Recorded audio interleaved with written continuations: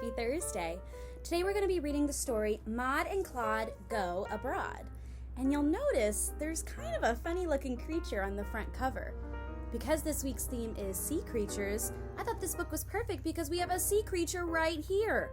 Can anybody guess what kind of creature he is? I think we'll find out. Let's get started. Mother and father sent Maud and her brother to visit their favorite aunts. These two, on their own, sailed off from their home for faraway Foxonville, France. "Take care of your brother, you haven't another," said Mother to Maud, who was older. "Please keep him in sight all day and all night." I promise I will," Maudie told her. The porter took Maud and her brother Claude to a room that was theirs for the trip. "This stateroom's a great room," said Claude. "I can't wait to explore every floor of this ship."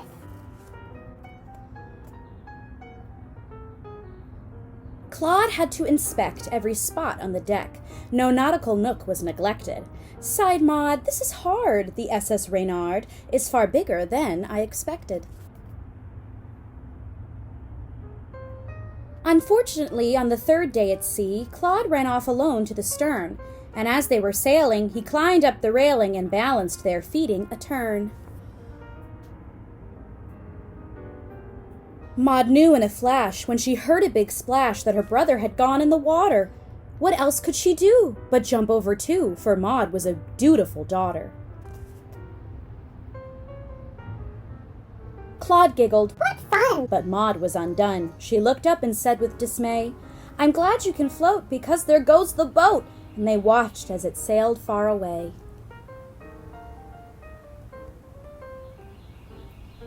Then up from the deep rose a mountain so steep, a creature of towering size.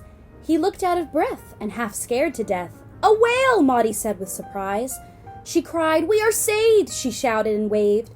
The whale only gasped as he passed her.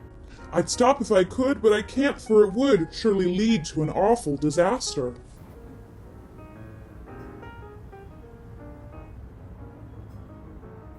"A ship under sail is hot on my trail. The crew on this ship has one notion. They don't think of me as king of the sea, but as valuable blubber in motion. I'm beaten, I'm busted, my insides are rusted. I'm tired and I've had a spoutful." "We'll help you to hide if you'll give us a ride," Maudie cried to the whale, who looked doubtful. "We'll sit on your spout so no water comes out. We'll look like we're sitting on dry land. Submerging your tail, you won't look like a whale. You'll really look more like an island." The big fellow gazed out over the waves. His spout spurted short, nervous squirts. Then he said, "I'm willing." And Claude said, "How thrilling!" And Maud said, "I do hope this works." Maud heard the whale gulp as the whale ship sailed up. She felt a small tremble run through him. A cruel-looking creature with menacing features leaned over the side and said to them, "Avast there, landlubbers, we're fast after blubber. Have you seen a gray whale today? We were right behind him, and now we can't find him." And Maud said, "He went that-a-way." Then Maud heard him hiss, "What island is this? I do not recall it at all. I'll look it up later, for we cannot wait, or our profits will be much too small.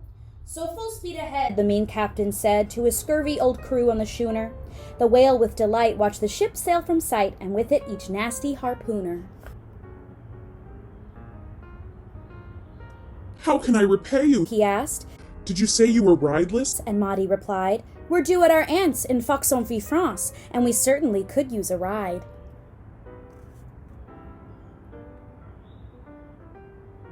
They sailed to the east on their stately old beast, sunny days, starry nights in slow motion, and as they were cruising, the whale told amusing and colorful tales of the ocean. At last came the day Maudie heard the whale say, "That's France in the distance, you know." As Maudie laid eyes on land on the horizon, he said, "That's as far as I go. I'll miss you both awfully. their whale friend said softly, Please think of me now and again."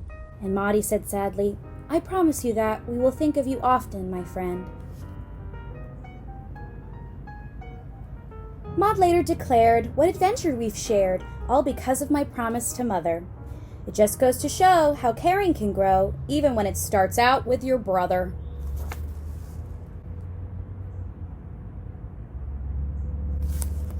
The end.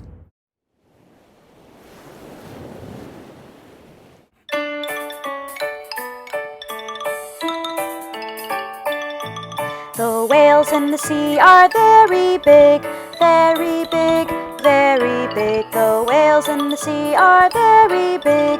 Oh, see the whales. The whales in the sea move up and down, up and down, up and down. The whales in the sea move up and down. Oh, see the whales. The whales in the sea have fins and tails, fins and tails, fins and tails. The whales in the sea have fins and tails. Oh, see the whales. The whales in the sea breathe through a spout, through a spout, through a spout. The whales in the sea breathe through a spout. Oh, see the whales.